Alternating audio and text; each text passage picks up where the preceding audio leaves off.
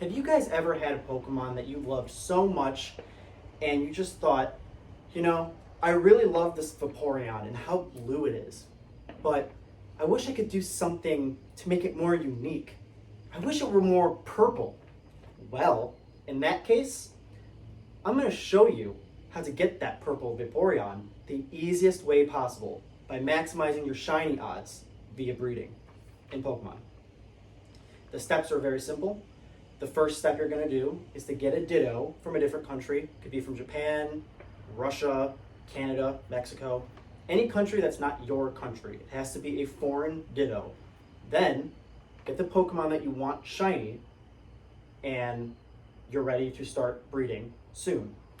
After that, breed those two Pokemon together to get egg moves, IVs, the perfect nature, any kind of abilities you want on the Pokemon.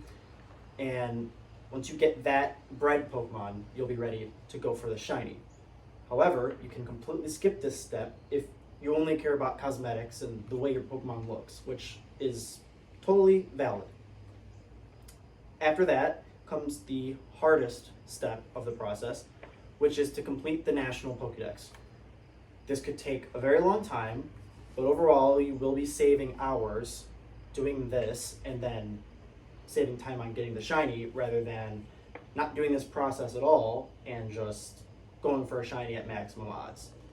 You will be saving time completing the National Pokédex. And it is easy to do nowadays because you can just trade with people in a different country, you can trade with your friends, people down the street, anywhere in the world to get Pokemon you need to make the process even easier.